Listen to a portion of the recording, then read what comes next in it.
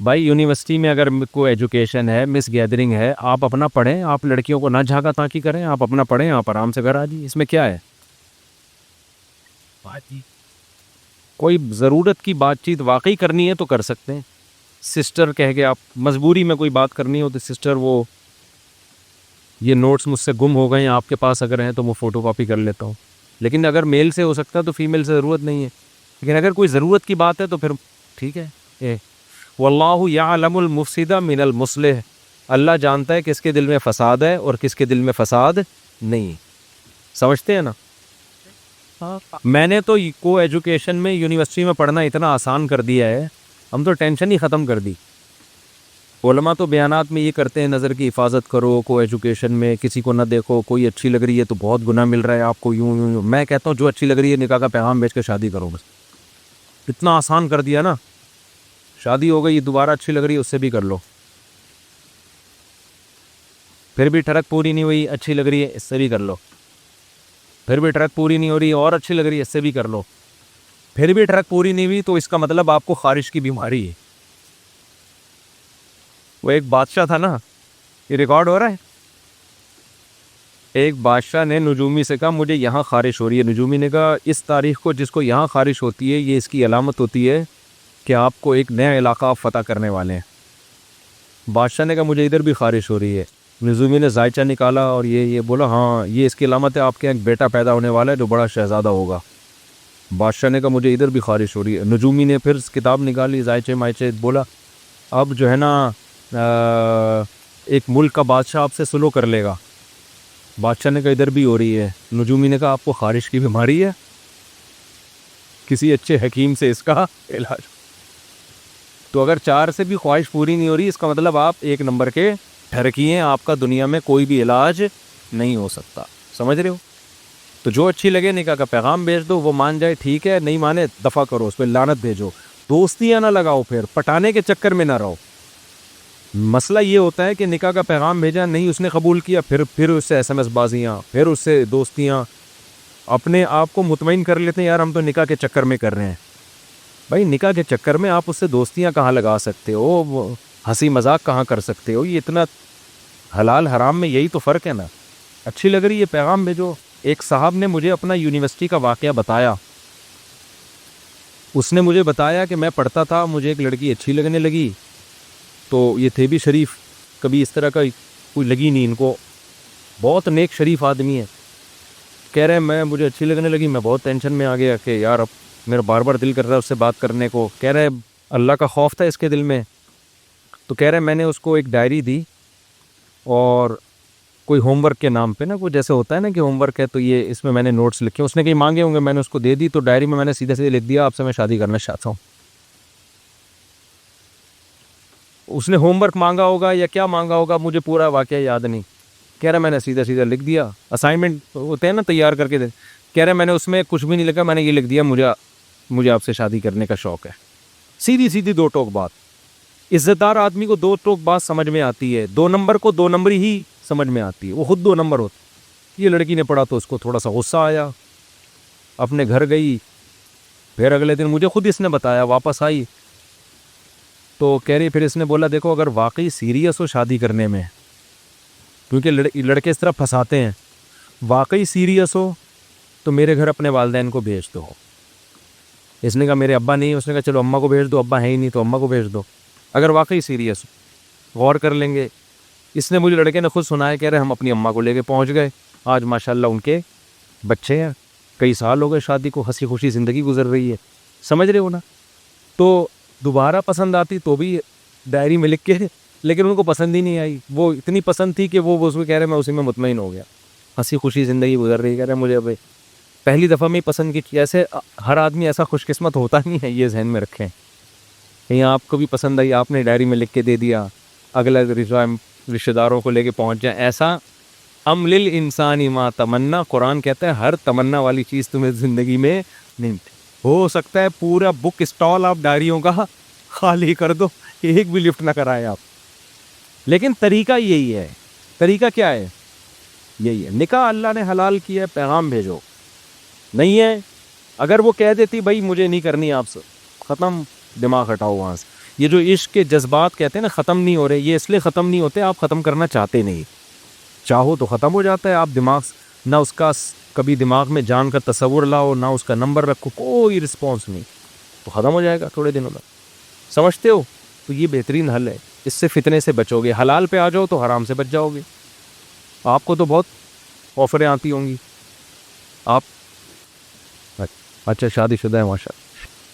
مفتی صاحب آپ کے دانت بہت صاف ہوتے ہیں, آپ خود بھی بتا رہے ہوتے ہیں, آپ کیا استعمال کرتے ہیں ہمیں بتا دیں, نوازش ہوگی.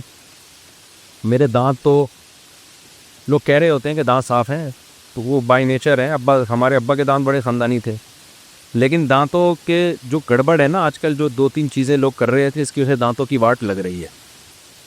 پہلی بات تو وہ یہ تو ٹرینر بیٹھے ہوئے یہی آپ کو ساری چیزیں بتائیں گے. پہلی بات تو کیلشیم کی کمی نہ ہونے دیں باڈی کے اندر. دانت تو ہے ہی ہڈی, جو دودھ نہیں پیتے, گوشت نہیں کھاتے, ان کے دانت خراب ہو جاتے ہیں. جب کیلشیم ہی نہیں ہوگا تو دانت بھی سالے ایسی بربرے سے. صحیح ہے نا؟ دھوپ میں بیٹھا کریں کبھی کبھار, وٹامن ڈی کی وجہ سے کیلشیم ہڈیوں کا جز بنتا ہے وغیرہ وغیرہ. دوسرا مسئلہ یہ ہوتا ہے کہ دانتوں کا خلال نہیں کرتے لوگ. برش کی تو پابندی کرتے ہیں, خلال کی پابندی. دانتوں میں جب روٹی گوشت اٹک جائے نا, وہ دانتوں کا بیڑا غرق کرنا شروع کرتا ہے. برش سے زیادہ امپورٹنٹ خلال ہے. سمجھتے ہو؟ اگر آپ برش نہ بھی کریں, خلال پابندی سے کریں, تو وہ زیادہ ضروری ہے دانتوں کے لیے. سمجھتے ہو کہ نہیں سمجھتے؟ تیسری چیز ہے ٹوتھ پیسٹ کون سا استعمال کرتے ہیں. اس بعض ٹوتھ پیسٹ دانتوں کا بیڑا غرق کر رہے ہیں. وقتی طور پر ایسے چمک جائیں گے جیسے تیزاب سے دھوئے ہوں اپنے دانت. دیکھو ٹوتھ پیسٹ میں بھی بعض دفعہ اینٹی بائیوٹک ہوتی ہے, وہ آپ کے جراثیم ہر طرح کے مار رہے ہوتے ہیں. اینٹی بائیوٹک تو جب بھی آپ لو گے, یہ ماؤتھ واش جو استعمال کر رہے ہیں, اگر آپ پابندی سے کرو گے تو بیڑا غرق ہونا شروع ہو جائے گا. اس لیے کہ ماؤتھ واش اینٹی بائیوٹک ہے, وہ آپ کے صحیح اچھے والے جراثیم بھی مار دیتا ہے اور گندے والے بھی. تو کبھی کبھار تو ٹھیک ہے, لیکن عادت بنا دیں گے خراب ہو جائیں گے. میں آپ کو دانتوں کا ایک بہترین طریقہ بتاتا ہوں صاف کرنے کا. آپ نے ہمت ہے نا, ٹوتھ پیسٹ اور برش ہمیشہ کے لیے چھوڑ دو. اگرچہ میں نے نہیں چھوڑا ہوا ہے, میں کرتا ہوں, لیکن اگر آپ خاندانی دانت چاہتے ہو نا, آپ ٹوتھ پیسٹ اور برش کو اپنی زندگی سے ہمیشہ کے لیے نکال. سمجھتے ہو؟ آپ نیم کی مسواک پہ آ جاؤ اور خلال پابندی سے کرو. نیم لو, نیم کی ٹہنی کاٹو, تر ٹہنی, اسے 1-2 دن کے لیے رکھ دو گے تو وہ خشک ہو جائے گی. خشک ہونے کے بعد اس کا برش اچھا بن جائے گا. سمجھتے ہو؟ ایک نیم کی مسواک لے لو, ایک پیلو درخت ہوتا ہے نا, کیونکہ ایک جیسی مسواک نہیں کرنی چاہیے ہمیشہ. دانت کو جب بھی ایک ہی چیز یوز ہو جائیں گے, پھر وہ باڈی اس کی عادی ہو جاتی ہے. تو 2 مسواکیں رکھیں, 2 ٹائپ کے. آپ نے کیا, میرے والد صاحب 63 سال میں ان کا ایک دانت بھی خراب نہیں تھا, ایسے چمکتے ہوئے سفید دانت, حالانکہ میں نے ان کو کبھی بھی برش کرتے ہوئے نہیں دیکھا. سفید دانت تھے, خاندانی دانت تھے, 63 سال کی عمر بھی فٹ فاٹ, بالکل کوئی دانت نہیں ان کا خراب تھا. کبھی بھی میں نے نہیں دیکھا ان کو برش کرتے ہوئے, نہ ٹوتھ پیسٹ کرتے ہوئے. وہ ہمیشہ مسواک کرتے تھے بس, اور رات کو ڈینٹونک جو ہے نا وہ رات لگا کے ہلکا سا مسئلہ, بس اس کے علاوہ کچھ بھی نہیں تھا. تو آپ نے کیا کرنا ہے کہ مسواک لے لیں نیم کی, اور ایک پیلو کی مسواک لے لیں. 1 ہفتہ نیم کی مسواک سے دانت صاف کیا کریں, اور 1 ہفتہ, اور ہر دفعہ اس کا نیا برش بنائیں. اب یہ ٹینشنیں لوگ اٹھانا پسند نہیں کرتے. کھانے کے بعد آپ نے دھاگے سے خلال کر لیا. لوگ ماچس کی تیلیوں کو جیسے گٹر میں نہیں چیزیں ڈنڈا گھسیڑ رہے ہوتے ہیں گٹر صاف کرنے کے لیے, اس طرح ڈنڈیاں نا ماچس کی تیلیاں گھسیڑ کے اور خلا پیدا کر دیتے ہیں. آپ کے جو یہ مسوڑے ہیں ان میں یہ زخمی ہو جاتے ہیں, تو وہ تو جتنا گھسیڑو گے وہ کھلتے چلے جائیں گے. اس لیے دھاگے سے یا بہت ماچس کی تیلی کو بھی اگر کرنا ہے تو اس کو بہت باریک سی وہ بنا لیں اس. تو یہ پابندی سے کریں. خلال کھانے کے بعد روٹی گوشت دانتوں میں اٹکنے کے لیے نہ چھوڑیں, فوراً نکالیں اس کو. ہمارے حضرت مفتی رشید احمد صاحب کے دانت بھی بڑے چمکتے ہوئے خاندانی تھے. وہ کھانے, حالانکہ اتنے ٹائم کے پابند, ان کے پاس تو 1 منٹ نہیں ہوتا تھا, لیکن کھانے کے بعد باقاعدہ شیشے کے سامنے کھڑے ہو کر خلال کرتے تھے وہ, کہ کسی بھی دانت میں کوئی بھی ذرہ خالی یعنی باقی نہیں چھوڑنا. باقاعدہ پراپر شیشے کے سامنے کھڑے ہو کر نا کھلال کر کے دانتوں سے نکالتے تھے. تو یہ بہت ضروری ہے. یہ کام آپ نے پابندی سے کرنا ہے. اور مسواک کی پابندی کر لیں آپ. مسواک اس طریقے سے نہیں جیسے ہمارے نمازی بھائی کر رہے ہوتے ہیں. ایک ہی مسواک کا برش کئی مہینے چل رہا ہوتا ہے. اپنے ہی دانتوں سے آپ نے مسواک کا برش تیار کرنا ہے. اس کا چھلکا اتار لیں اور دانت پہ رکھ کے مسواک کو ہلکا ہلکا گھماتے رہیں, چباتے رہیں. وہیں سے کیا ہوتا ہے, آپ کے جو مسوڑے ہیں نا, یہ کھلنا شروع ہو جاتے ہیں. اس میں مسواک کا کیمیکل جذب کرنے کی صلاحیت بڑھ جاتی ہے. جب آپ چباتے ہیں نا, ایک بلڈ کا سرکولیشن بڑھتا ہے آپ کے مسوڑوں کی طرف.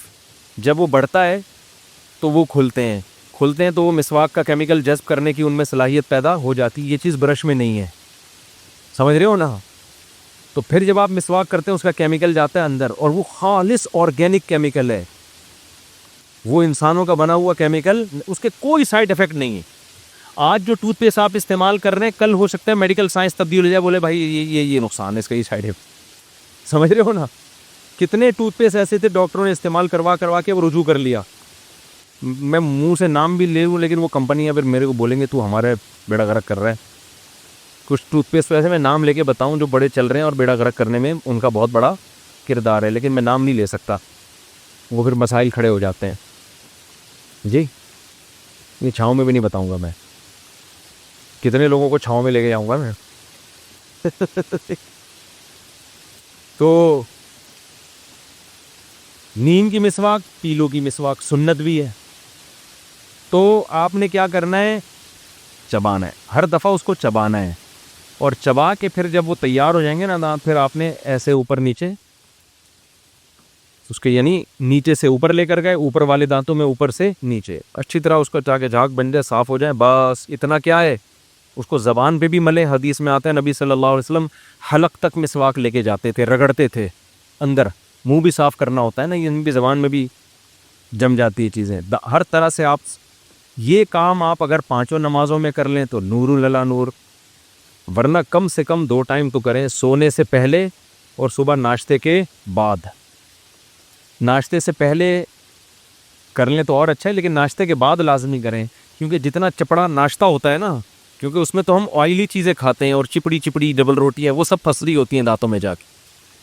اس میں زیادہ تر ایسی چیزیں کھائی جاتی ہیں ناشتے میں جو دانتوں کے اندر گھستی ہیں زیادہ, تو وہ چیزیں تو یہ آپ کھائیں تو یہ بہت. جوس جب آپ نے میٹھا کوئی چیز پینی ہے تو اسٹرا سے پی لیا کریں جوس, تاکہ وہ میٹھا دانتوں میں نہ لگے. لگتا ہے تو مسواک کر لیں. تو نبی صلی اللہ علیہ وسلم تو رات سونے سے پہلے بھی مسواک کرتے تھے, صبح اٹھتے ہی مسواک کرتے تھے, ہر نماز میں الگ مسواک. تو اس لیے میں ایک بات آپ سے کہتا ہوں نا کہ شریعت میں دانت صاف کرنے کا حکم نہیں ہے, دانتوں کو 24 گھنٹے صاف رکھنے کا حکم ہے. کرنا بہت آسان ہے, وہ تو 6 مہینے بعد بھی آپ کر لو تو صاف ہو جائیں گے, ٹھیک ہے نا. مسئلہ ہے دانتوں کو صاف رکھنا, سمجھتے ہو. لیکن اب آپ یہ عمل شروع کریں گے تو ہو سکتا ہے اتنا فائدہ نہ ہو, کیونکہ دانتوں پہ آپ کی چٹانیں اور بڑی بڑی کائیاں جم چکی ہوں گی, اب وہ مسواک سے نکلنے والی نہیں ہے.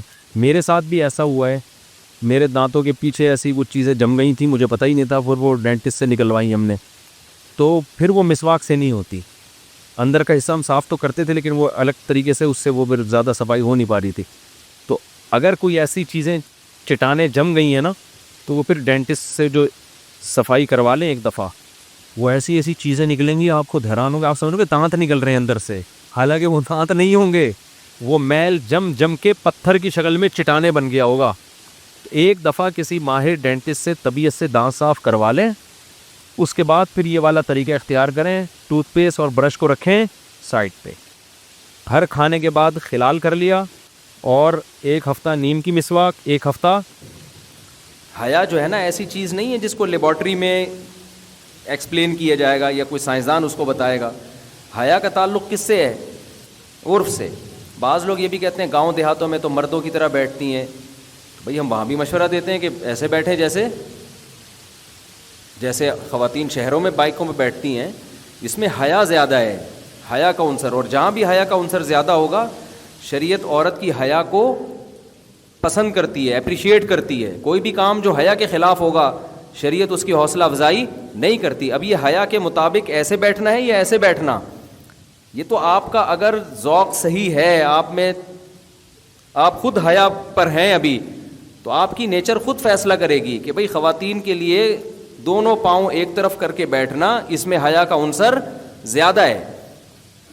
بعض لوگ بڑے شور و شور سے کلپ بنا رہے ہیں کہ نہیں جی ویسے بیٹھے ہیں، اس میں کیا ہوتا ہے، تو پھر آپ اپنی عورتوں کو کیوں نہیں بٹھا رہے؟ ویسے آپ کو بھی شرم آ رہی ہے اس طرح بٹھاتے ہوئے نا، تو آپ کو بھی تو اس میں شرم محسوس ہو رہی ہے، اس کا مطلب ایک چیز محسوس ہو رہی ہے تو ہے وہ۔ ہاں بعض دفعہ یہ ہوتا ہے کہ ایک کام جو حیا کے مطابق ہے اس کے کرنے میں نقصان زیادہ ہو رہا ہوتا ہے، تو پھر شریعت کہتی ہے پہلے جان کی حفاظت ہے، اس کے بعد دوسرے نمبر پہ کیا ہے؟ حیا ہے۔ آپ کو کوئی بیماری ہو گئی، ایسی بیماری ہے جو بتانا حیا کے خلاف ہے، اب آپ ڈاکٹر کو بتا نہیں رہے کہ جی شرم آ رہی ہے، تو پھر بیمار ہو کے مر جاؤ گے آپ تو، یا اس کا علاج ہی نہیں ہوگا۔ تو اگر خواتین کا اس طرح بیٹھنے میں، جس طرح حیا، جس میں حیا زیادہ ہے، دونوں پاؤں ایک طرف کر کے بیٹھنے میں ایکسیڈنٹ کا خطرہ ہے، نقصان کا اندیشہ ہے، بائک میں پہیے میں کوئی دوپٹہ یا برقع یا چادر پھنسنے کا خطرہ ہے، پھر اسی طرح بیٹھ جائیں۔ لیکن ایسا ہوتا نہیں ہے، اگر وہ لپٹ کے بیٹھیں اور اپنے آپ کو سمیٹ کے بیٹھے اپنے لباس کو، تو ہمیشہ سے جب سے بائکیں ایجاد ہوئی ہیں اب تک مسلمان عورتیں اسی طرح بیٹھتی آ رہی ہیں۔ جو حادثات ہوتے ہیں وہ بے احتیاطی کی وجہ سے ہوتے ہیں، اس طرح بیٹھنے کی وجہ سے نہیں ہوتے۔ تو بھائی حیا کو سوسائٹی میں پروموٹ کرنے کی کوشش کریں، جو چیزیں بھی حیا سے جن کا تعلق ہے۔ باقی لبرل انٹیاں تو ان چیزوں سے کو ناپسند کرتی ہیں، وہ تو کہتی ہیں کیا باتیں کر رہے ہیں، ہماری مرضی، ہم ایسے بیٹھیں ہم ویسے بیٹھیں، تمہیں کیا تکلیف ہے؟ ہمیں تھوڑی کوئی تکلیف ہو رہی ہے، ہم سے تو کوئی پوچھ رہا ہے تو ہم اس کو بتا رہے ہیں، باقی آپ کی مرضی، آپ جیسے مرضی بیٹھیں۔ تکلیف کا تعلق تو جب ہوتا ہے جب یوں بیٹھی ہوئی ہوتی ہے، ہم اس کو گن پوائنٹ پہ یوں بٹھاتے، آپ کی مرضی۔ ہم سے اکارڈنگ ٹو اسلام کسی نے پوچھا ہے تو ہم بتائیں گے اکارڈنگ ٹو اسلام یہ پسندیدہ کام نہیں ہے۔ جو چیز حیا کے زیادہ قریب ہے اسلام اس کو زیادہ پسند کرتا ہے۔ سمجھتے ہو کہ نہیں سمجھتے ہو؟ تو اسی طرح جینس کی پینٹیں وغیرہ کا خواتین میں رواج بڑھ رہا ہے۔ اگر گھر میں کوئی نہیں ہے، میاں بیوی ہیں، وہ تو جو مرضی پہنے، لیکن بچے بڑے ہو گئے ہیں یا آپ گھر سے باہر جا رہی ہیں تو پھر یہ لباس، اور آسان لفظ کر کے کہہ دیتا ہوں ہلکا کر کے، کہ حیا کے تقاضوں کے پورے مطابق نہیں ہے۔ میں یہ بھی نہیں کہہ رہا بے حیائی ہے، اور ہلکا کر دیا ہم نے اس کو، ٹھیک ہے نا، لیکن اسلام عورت سے جس قسم کی حیا کا مطالبہ کرتا ہے اس معیار پہ بہرحال یہ لباس پورا نہیں اترتا۔ چست کپڑے عورت کے لیے شریعت میں پسندیدہ نہیں ہے۔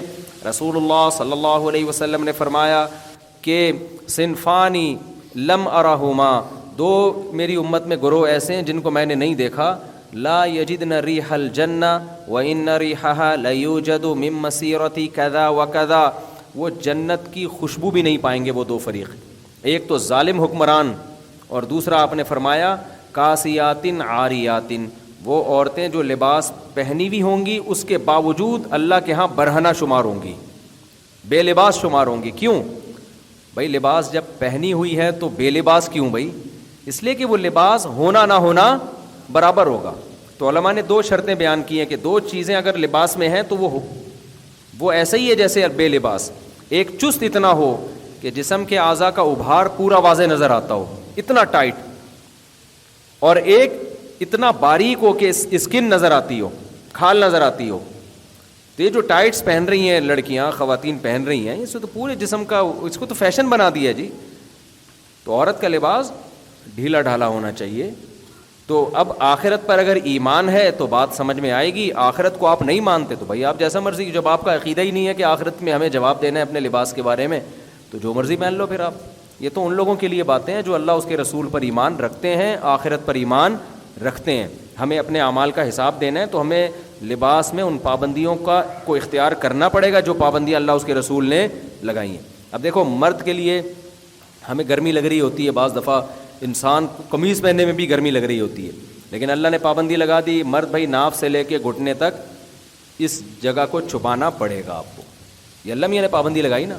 گورے تو نیکر پہن کے گھوم رہے ہوتے ہیں، بڑے لوگوں میں بھی دیکھا ہے جو بڑا ذرا ماڈرن قسم کے ہوتے ہیں، چڈی وڈی میں بھی گھوم رہے ہوتے ہیں، کہہ رہے ہیں گرمی لگ رہی ہے، کیا ہے یہ ٹینشن مینشن۔ ہم کہتے ہیں بھائی ٹھیک ہے، آپ کو آخرت میں جواب نہیں دینا، ہم نے جواب دینا ہے، تو ہمیں اللہ نے پابندی لگائی ہے کہ جتنی بھی گرمی لگے ناف سے لے کے آپ گھٹنے تک کا ایریا آپ کو چھپانا ضروری ہے۔ تو اسی طرح عورت پہ بھی اللہ نے ایک پابندیاں لگائی ہیں لباس کے بارے میں، تو عورت کو بھی ان پابندیوں کو فالو کرنا پڑے گا۔ سمجھتے ہو کہ نہیں سمجھتے ہو؟ اور دوسری بات یہ ہے کہ دیکھو ابھی میں گیا ہوں وہاں یورپ میں، کتنی شدید سردی تھی، وہاں تو مائنس میں ٹیمپریچر ہے، تو لوگ کہہ رہے ہیں وہاں پینٹ شرٹ کے بغیر گزارا نہیں ہے، تو ہم تو شلوار قمیض میں گھومے وہاں پہ، ہمارا تو گزارا ہو رہا تھا۔ مردوں کے لیے پینٹ شرٹ پہننا حرام نہیں ہے، مردوں کے لباسوں کے الگ احکام ہے، عورت کے لیے الگ احکام ہے، لیکن میں بتا رہا ہوں کہ سردی کی وجہ سے پینٹ شرٹ اس کا کوئی کانسیپٹ نہیں، آپ وہ پہن لیں، انر پہن لیں آپ، اور اندر آپ وہ پہن لیں ہائی نیک پہن لیں، بہت ہوتی ہے، اور جیکٹ پہن لیں آپ، تو اندر پہن لیں، تو خواتین بھی اگر کوئی سردی زیادہ لگ رہی ہے اوپر شلوار پہن لیں، اندر کوئی انر پہن لیں، وہ سمجھ میں آ رہی ہے بات؟ اس کے لیے پینٹ ہی پہننا کیوں ضروری ہے؟ اور اگر پینٹ پہننی بھی ہے کسی خاتون نے تو پھر اوپر جو لباس ہے نا وہ ڈھیلا ڈھالا ہو، وہ نیچے تک آئے، شرٹ نہ ہو پھر اوپر، جیسے بعض دفعہ انسان انر پہن لیتا ہے یا کوئی ٹائٹ پہن لیا، اس کے اوپر پھر کرتا، خاتون جو ہے نا وہ پھر کرتا ایسا پہنی ہوئی ہو کہ وہ کرتا کور کر رہا ہو اس کو، پھر گنجائش ہے اس میں، سمجھ میں آ رہی ہے بات؟ تو پینٹ پہننے کے بعد پھر شرٹ نہ ہو، بلکہ اس کے بعد کیا ہو، کوئی ایسا کرتا ہو جو نیچے تک آ رہا ہو، تاکہ وہ جو جسم کے جو ہے وہ چھپ جائے، مقصد تو چھپانا ہے نا۔ اللہ اکبر۔ آگے ہے بھئی مزار بنانا کیسا ہے؟ مطلب کچھ صحابہ کرام کے بھی غالباً مزار ہیں جو مزار بناتے ہیں، ان کے بارے میں کیا رائے ہے؟ مزار بنانا حرام ہے، صحابہ کرام کے جو مزار بنے ہوئے ہیں تو جس نے بنائے غلط کیا۔ نبی صلی اللہ علیہ وسلم نے، صحیح مسلم کی حدیث ہے، حضرت علی کو حکم دیا کہ جو قبر ایک بالش سے اونچی نظر آئے، پکی نظر آئے، اسے گرا دو۔ تو اسلام میں پکی قبر بنانا بھی جائز نہیں ہے اور ایک بالش سے اونچی بنانا بھی جائز نہیں ہے۔ اگر کسی صحابی کا بنا ہے تو جس نے بنایا وہ اس نے بھی غلط کیا۔ سمجھتے ہو گی نہیں سمجھتے؟ ایک وہ شخص جس کو علم ہو اور عمل نہ کرتا ہو، اور ایک وہ شخص جس کو علم ہی نہ ہو تو عمل بھی نہیں کرتا، دونوں برابر ہیں؟ نہیں بھائی، دونوں برابر نہیں ہیں۔ علم کے بعد بھی عمل نہ کرنا زیادہ بڑا گناہ ہے، لیکن گھنا بن کے علم ہی نہ حاصل کرنا تاکہ عمل نہ کرنا پڑے، یہ نیت سے اگر کوئی علم سے بس رکتا ہے تو پھر وہ زیادہ بڑا گناہ گار ہے۔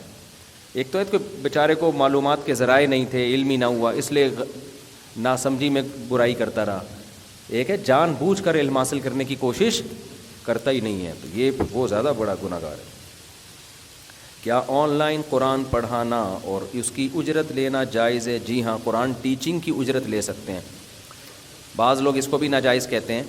اصل میں جب انسان کو خود کسی چیز کی ضرورت ہوتی ہے نا تو بڑے ہیلے نکال رہا ہوتا ہے، لیکن جب مذہب کو ضرورت ہوتی ہے تو فتوے لگا رہا ہوتا ہے کہ یہ مولویوں نے ٹیچنگ کر کے قرآن کی اجرت کو حلال کر دیا، یوں کر دیا، امام کی تنخواہ لینا جائز ہے۔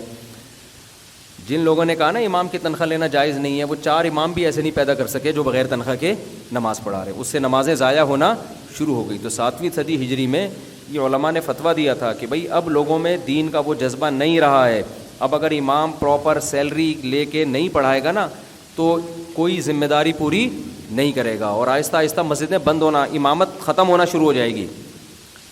تو ان کو مذہب کی فکر تھی علماء کو کہ دین کو بچانا ہے، تو امام شافعی کی رائے تھی چونکہ امام کے لیے تنخواہ لینا جائز ہے۔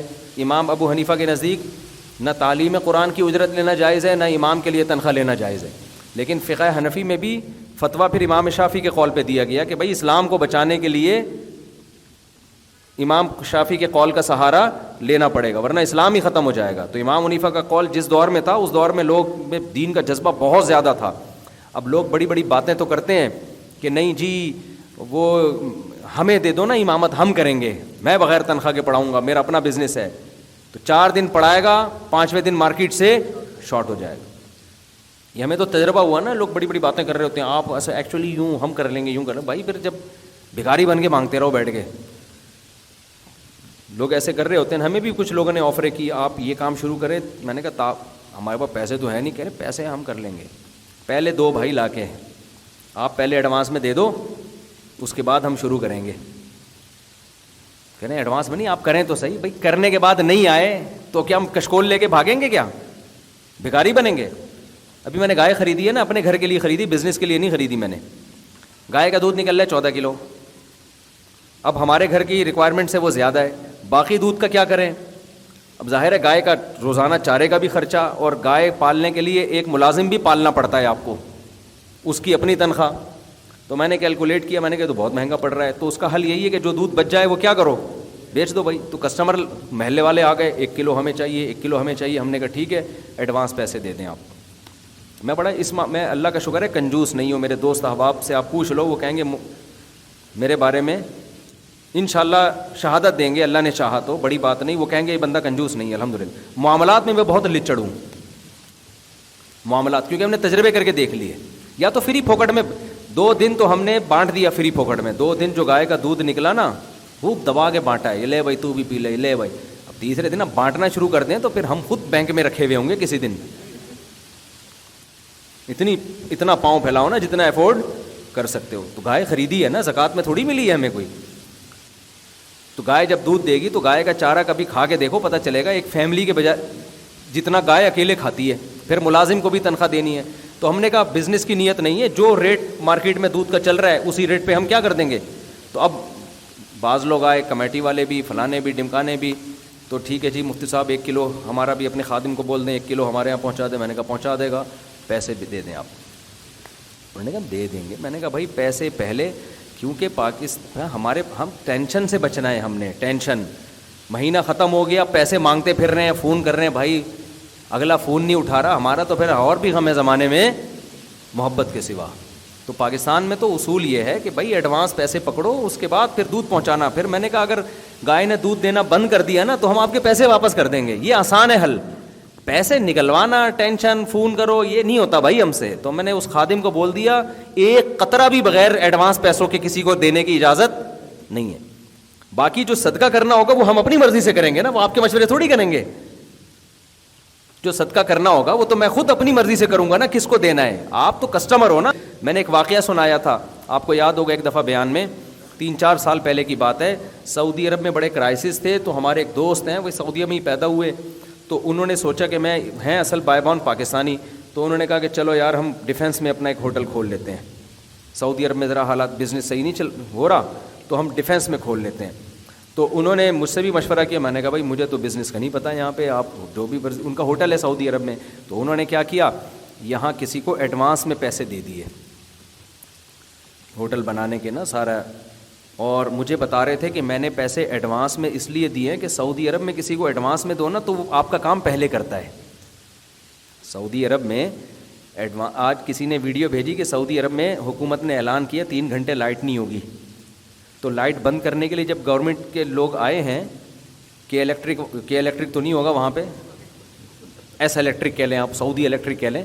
تو جب وہ لوگ آئے ہیں تو جنریٹر ساتھ لے کے آئے تھے کہ پہلے جنریٹر سے, تاکہ جتنی دیر میں بجلی کا کام ہوگا نا جنریٹر کے ذریعے محلے کو بجلی ملتی رہے.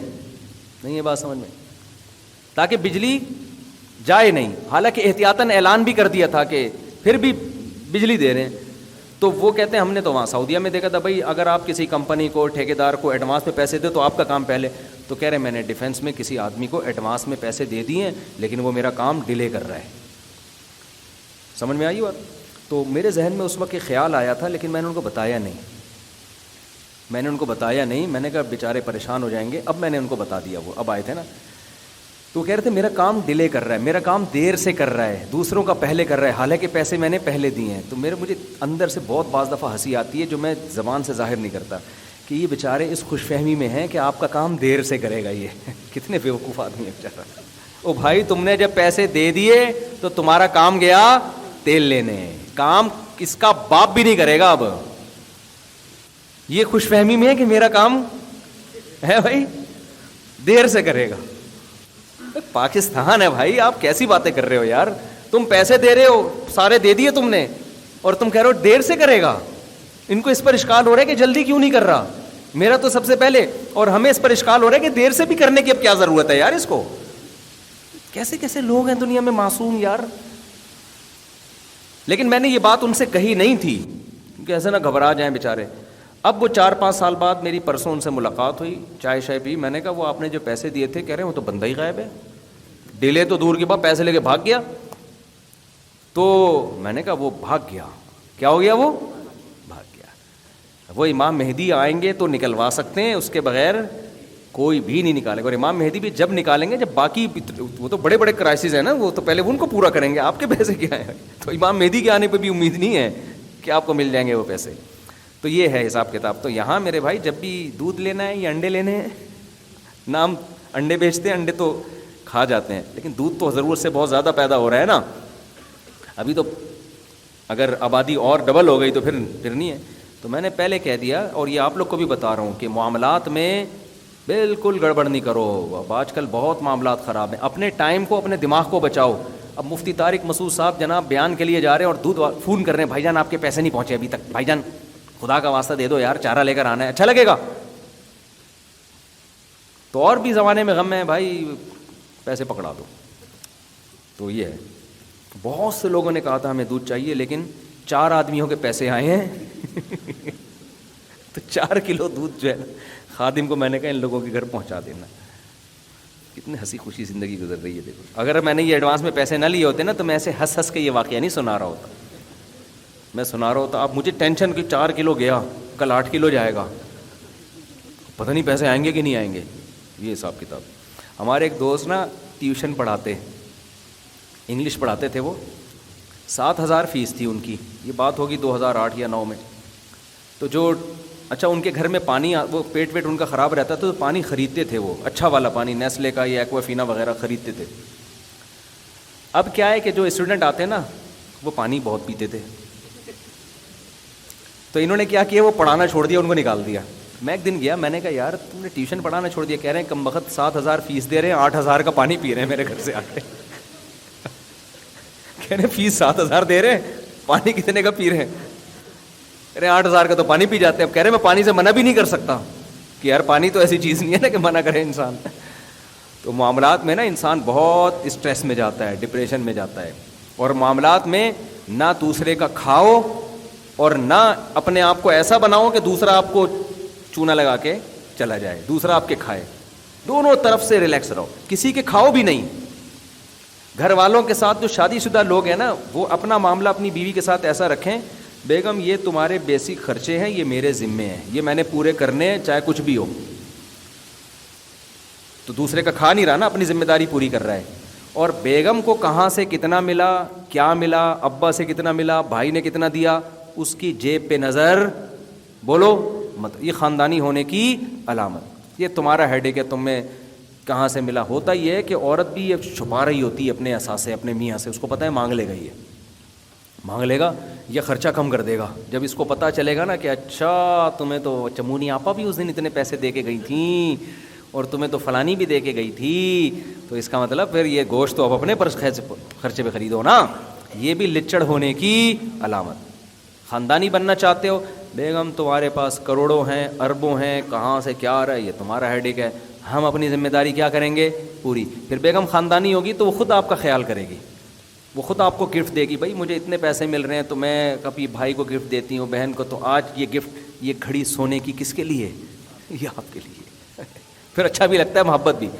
جہاں دوسرے کی جیب پہ نظر اور اپنی ذمہ داری میں ڈنڈی, وہاں رشتے بھی خراب ہوتے ہیں اور ٹینشنیں بھی پیدا. اور آپ کو ایک بات بتاؤں میں کہ انسان جتنے بھی ڈپریشن میں ہے نا, جب ان کی گوروں نے ہسٹری جمع کی نا, تو ایک ڈپریشن تو ہوتی ہے پیسوں کی کمی کی وجہ سے, لیکن زیادہ تر جو ڈپریشن لوگوں میں ہوئی ہے نا, تعلقات خراب ہونے کی وجہ سے. پیسوں کی کمی برداشت ہو جاتی ہے, لیکن جو ریلیشن خراب ہوتے ہیں نا, دیکھو انسان کو اللہ نے اکیلا نہیں رکھا ہے کہ اکیلا رہے. وہ کچھ جانور ایسے ہوتے ہیں نا, گروپ کی شکل میں رہتے ہیں. چیونٹیاں اکیلی رہتی ہیں, یہ لائن بنا کے اور پورے گروپ کی شکل میں. کچھ جانور ایسے جو اکیلے, ان کو کوئی نہیں اس سے کہ دوسرا ان کے ساتھ ہے یا نہیں ہے, اکیلے زندگی گزرتی ہے ان کی. بعض جانور ایسے پورے گروپ کی شکل میں رہتے ہیں. آپ ان کو گروپ سے الگ کرو گے مر جائیں گے. وہ مکوڑے گروپ کی شکل میں, تبھی مکوڑے خوراک کے لیے نکلتے ہیں نا, ایک لال بیگ ان کو الٹا نظر آ جائے نا, کاکروچ, تو ایسا نہیں ہوتا وہ اکیلا ہی گھسیٹ رہا ہے اس کو, یا وہیں گھنا بن کے کھا رہا ہے کہ ابھی موقع ملا بیٹا پیل دے اس کو. فوراً اپنے ساتھیوں کو فون کرے گا وہ. آپ تجربہ کر کے دیکھو, کسی لال بیگ کو الٹو, اور لال بیگ کے لیے کوئی گناہ ہوا ہوتا ہے نا, اللہ اس کو الٹ دیتے ہیں. یہ اتنی بڑی سزا ہے, قیامت آ جاتی ہے, کم بخت سیدھا نہیں ہو پاتا وہ. تو یہ پتہ نہیں, کچھ سے ہم بچپن میں دیکھتے ہیں, ہم نے کہا یار اس بیچارے سے کوئی گناہ ہوا ہے, تو وہ الٹا ہو کے وہ اتنی ٹانگیں کسی کام کی نہیں اس کی, پھر وہ سیدھا نہیں ہو سکتا وہ. تو یہ اللہ نے دوسری مخلوق کے خوراک کے لیے کیا ہوتا ہے, ورنہ لال بیگ کس کو قریب آنے دے. تو جیسے ہی مکوڑا جاتا ہے وہ ایسا نہیں کرتا کہ چپکے سے کھا لے, دوستوں کو پتہ نہ چلے, بس یار اب تو موج مستی ہے. نا, سب سے پہلے فون کرے گا, ابے وسیم تو بھی آ جا, غفار تو بھی آ جا, ستار تو بھی آ جا, ابے میل بھی فیمیل بھی سارے. ایک مکوڑا آتا ہے, اس کے بعد جو مکوڑوں کی اور چیونٹیوں کی لائن لگتی ہے نا, وہ لال بیگ تو لفٹ ہی نہیں کرا رہا ہوتا, اس کو ایک کو تو یوں کر کے مارتا ہے, وہ ہٹا, وہ بیچارہ دور جا کے گرتا ہے, لفٹ ہی نہیں کراتا لال بیگ کہ یہ میرا کیا بگاڑے گا. لیکن جو مکوڑوں کی لائن لگتی ہے اور پھر جو سارے اس کو گھسیٹتے ہیں نا, اس کا باپ بھی ان کے بل میں جاتا ہے, پھر مل کے اس سے ناشتہ کرتے ہیں, دوپہر باربیکیو کا رات کو انتظام ہوتا ہے ان کے یہاں. پھر ہو سکتا ہے پینے پلانے کا بھی کوئی سیٹ اپ ہو.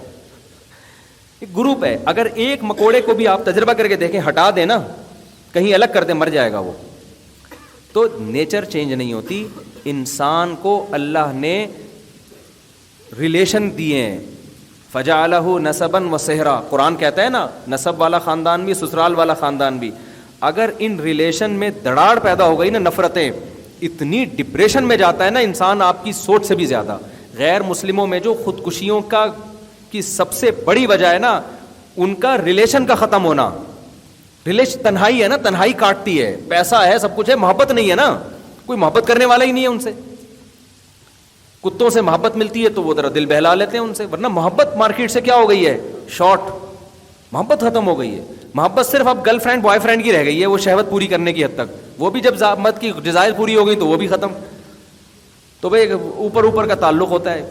تو اسلام نے, ابھی ایک ہندو آیا تھا میرے پاس نا, مسلمان ہوئے بیچارہ, اپنے بوڑھے باپ کی بڑی خدمت کر رہا ہے, وہ بہت خدمت کر رہا ہے. اپنے بوڑھے باپ کو بھی لے کر آیا میرے پاس, اور وہ باپ بھی بیچارہ فالج زدہ ہے, تو اس کو بھی کلمہ پڑھایا اس نے کہ یار یہ دنیا سے جانے والا ہے. ڈاکٹروں نے جواب دے دیا ہے, تو یہ دنیا سے جانے سے پہلے کلمہ پڑھ کے اسلام قبول کر لے. تو مجھے کہنے لگا میں لانا چاہتا ہوں. میں نے کہا لے آؤ. اب اس کے باپ سے بیچارے سے کلمہ بھی نہیں پڑھا جا رہا نا, زبان ہی فالج کی وجہ سے کام نہیں کر رہی. لیکن ان کو اسلام بتایا, وہ کلمہ پڑھا, الحمدللہ. اتنا خوش ہوا کہ چلو جی, موت سے پہلے میرے باپ نے کلمہ پڑھ لیا. آج پھر وہ بیچارہ دوبارہ آیا, کہنے لگا یار میری والدہ بھی میرے باپ کے ساتھ غلط سلوک کر رہی ہیں, میرے بھائی بھی کر رہے ہیں. کیوں غلط کر رہے ہیں؟ کہہ رہے ہیں کہ یہ اب ظاہر ہے بوڑھا آدمی بیچارہ کسی کام کا نہیں رہا, نہ مر رہا ہے نہ جی رہا ہے, تو ان کے قضائے حاجت صاف کرنی, پیشاب صاف کرنا, تو کہہ رہے سب بوجھ سمجھ رہے ہیں. بعض دفعہ غصے میں ڈانٹنا شروع کر دیتے ہیں. تو میں نے کہا یار یہ کیوں ایسا ہو رہا ہے؟ ایسا تو نہیں, باپ تو باپ ہے نا. تو اس ہندو جو لڑکا ہے, بالکل ینگ لڑکا ہے, مسلمان, وہ اس کے الفاظ, آج کا واقعہ یہ, اس کی ورڈنگ کیا ہے کہ مفتی صاحب جب آخرت پر ایمان نہیں ہوگا نا, یہ حالانکہ نیا مسلمان ہوا ہے, عالم بھی نہیں ہے, کہہ رہے آخرت پر ایمان نہیں ہے نا, ان کو نہیں پتا کہ ہم جو باپ کو اس کو ڈانٹیں گے تو اس کا قیامت میں ہمیں سزا کیا ملے گی. تو میں نے کہا یار دیکھو, آخرت پر ایمان کتنی امپورٹنٹ چیز ہے.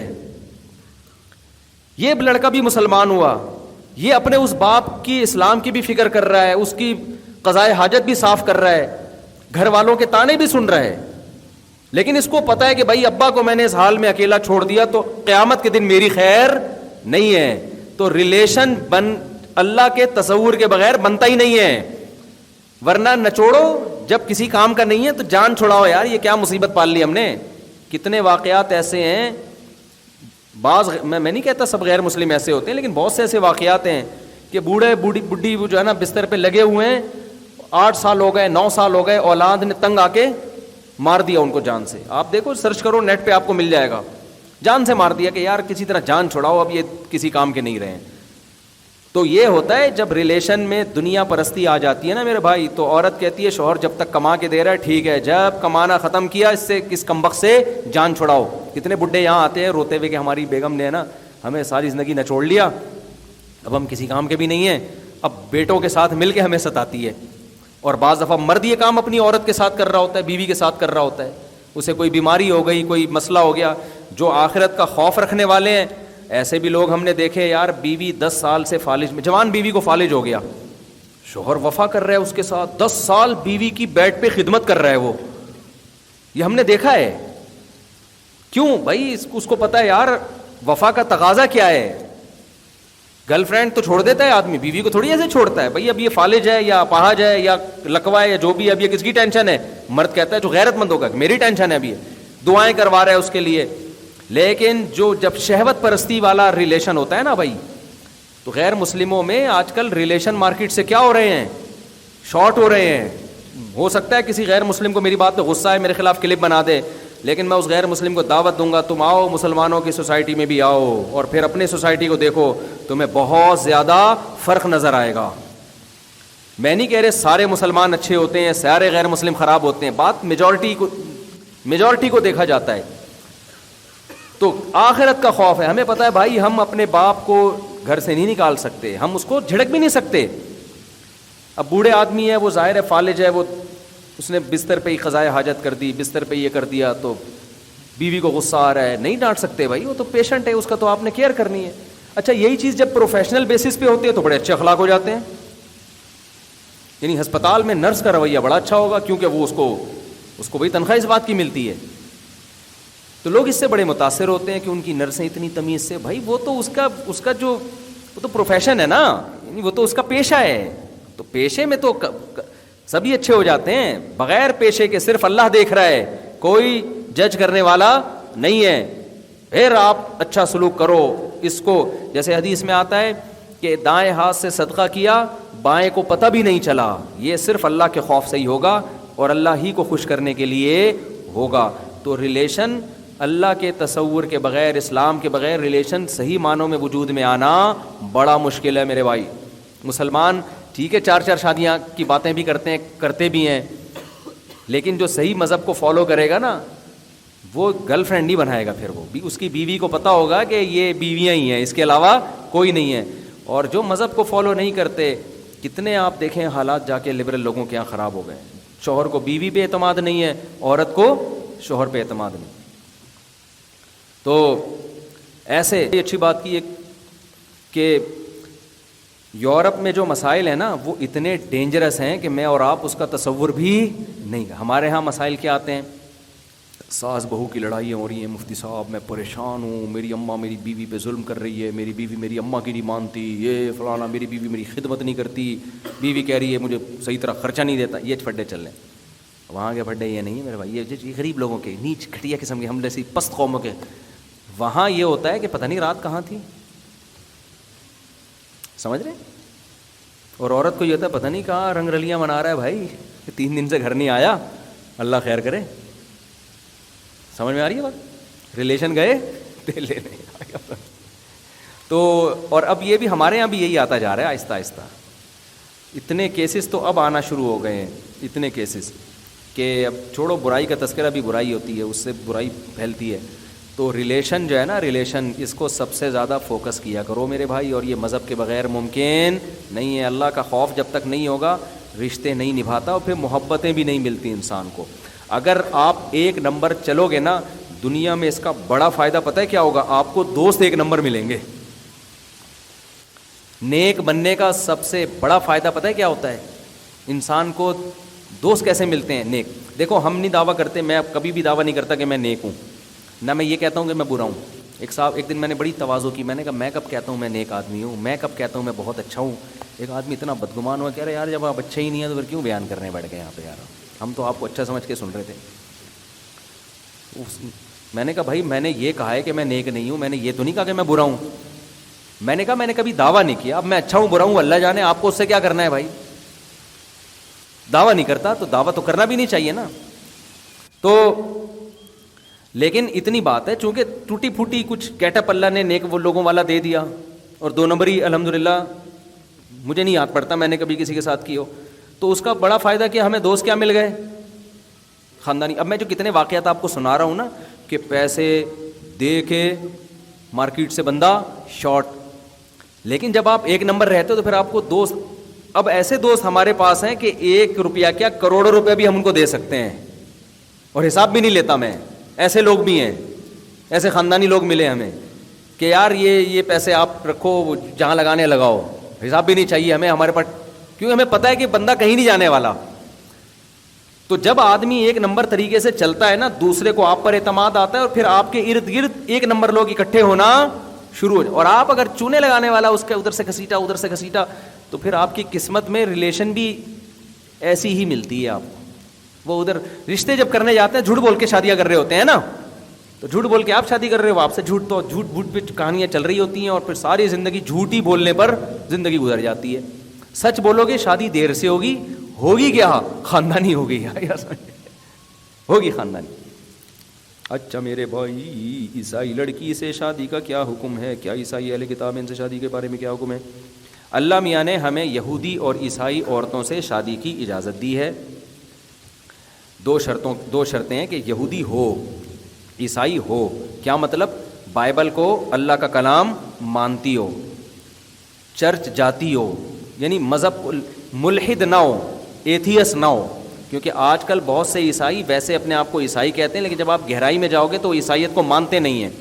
تو اتنا ضروری ہے کہ حضرت عیسیٰ علیہ السلام کو پیغمبر مانتی ہو, اور چرچ نہ بھی جاتی ہو لیکن جانے کو اپنے مذہب کے مطابق ثواب سمجھتی ہو, بائبل کو اللہ کا کلام مانتی ہو, حضرت موسیٰ کو پیغمبر مانتی. اور یہودی میں بھی اہل کتاب میں یہی ہے کہ وہ تورات کو اللہ کا کلام مانتی ہو. سمجھتے ہو نا؟ یعنی ایتھیس نہ ہو, صرف نام کا یہودی نہ ہو, کہ لڑکی جو ہے نام کی یہودی نہ ہو.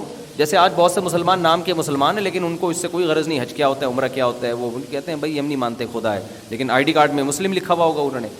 تو پہلی شرط تو یہ کہ کیا ہو, واقعی سچی مچی میں کرسچن یا یہودی ہو.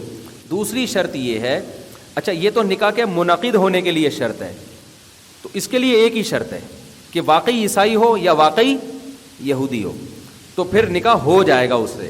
اگر وہ واقعی عیسائی ہے ہی نہیں, یہودی ہے ہی نہیں, تو نکاح ہی منعقد نہیں ہوگا, پھر تو زنا ہوگا. جیسے ہندو لڑکی سے کوئی شادی کرے تو نکاح ہوتا ہی نہیں ہے نا, یعنی شریعت اس نکاح کو نکاح مانتی, وہ آپ کی بیوی مانتی نہیں ہے شریعت اس کو. لیکن یہودی یا عیسائی لڑکی سے نکاح کریں گے تو شریعت اس نکاح کو نکاح مانے گی. باقی جائز گناہ ہوگا یا نہیں ہوگا, اس کا مدار اس پر ہے کہ آپ کو اگر یہ غالب گمان ہے کہ میں نے اس سے شادی کی تو میں دین چھوڑ دوں گا بعد میں, یا میرے بچے کرسچن ہو جائیں گے, جو پیدا ہوں گے بچے وہ عیسائی مذہب کو فالو کریں گے, یہودی کو فالو کریں گے, تو پھر آپ کا نکاح ہونے کے باوجود بھی آپ کے لیے یہ نکاح شرعاً جائز نہیں ہوگا. کیوں؟ اپنے بچوں کے ایمان کی فکر سب سے پہلے. تبھی قرآن مجید میں جہاں اللہ نے یہودی یا عیسائی عورت سے شادی کی اجازت دی, وہیں اللہ نے یہ بھی بتا دیا وَمَن يَكْفُرْ بِالْإِيمَانِ فَقَدْ حَبِطَ عَمَلُهُ. ایمان کے ساتھ جو کفر کرے گا نا, یعنی ایمان لانے کے بعد, تو اس کے اعمال برباد ہو جائیں گے. تو اس کا خیال کرنا کہ اپنے ایمان سے ہی اپنی اولاد کے ایمان سے ہاتھ نہ دھو بیٹھو. کیونکہ یورپ میں بعض لوگوں نے عیسائی لڑکی سے شادی کی ہے, پھر بچے پیدا ہوئے تو بچے چر جا رہے ہیں, پھر وہ تو یہ نہیں ہو سکتا. تو آپ کو یہ اطمینان ہو کہ بھئی بچے کیا پیدا ہوں گے, بچے تو مسلم ہی پیدا ہوں گے, لیکن یہ کہ وہ پھر اسلام ہی کو فالو کریں گے. تو یہ ایگریمنٹ آپ کا ہوگا اس عیسائی لڑکی سے کہ میں آپ سے شادی کر رہا ہوں, لیکن یہ آپ دماغ میں رکھیں کہ بچے کیا ہوں گے, مسلم. یہ ایگریمنٹ کریں اس سے. بچے مسجد جائیں گے, چرچ جانے کی ان کو اجازت بولو نہیں ہو. ہاں آپ اپنے مذہب پہ چلو, ٹھیک, مجھے اس پہ اعتراض نہیں, آپ چرچ جاؤ, آپ پر ٹھیک ہے, لیکن بچے نہیں جائیں گے. تو یہ دو شرطیں. تیسری شرط جو زمانے کے لحاظ سے ایک اور ہے کہ بھائی مسلمان لڑکیاں پہلے ہی مارکیٹ میں ان کو لیے رشتے نہیں مل رہے, تو اگر آپ عیسائی لڑکیوں سے یا یہودی لڑکیوں سے شادی کرو گے تو ان کے مسائل کم ہونے کے بجائے بڑھ جائیں گے. تو اس لیے ہم یہ کہتے ہیں کہ عیسائی یا یہودی لڑکی سے وہ شخص شادی کرے جو ایک شادی مسلمان سے بھی کرے. پہلے ان کو نمٹاؤ, اس کے بعد وہاں جاؤ, ورنہ ان کا کیا کریں گے, یہاں تو پہلے ہی نہیں ہو رہی. بہت مشکل ہے میرے بھائی بات سمجھانا. تو ان کے مسائل پہلے حل کرنا ضروری ہے نا. تو جس نے دوسری کرنی ہے وہ عیسائی یا یہودی سے کر لے, پہلی کس سے کرو میرے بھائی. آپ کہیں گے یہ پہلی سے کریں گے تو وہ کرنے دے گی, تو یہ پھر آپ کا ہیڈیک ہے. کون کرنے دیتا ہے آج کل. اور کوئی سوال تو نہیں ہے بھائی؟ کافی ہو گیا میرا خیال ہے. یہاں سے کسی نے سوال پوچھا, 5 منٹ اور کر لیتے ہیں ہم.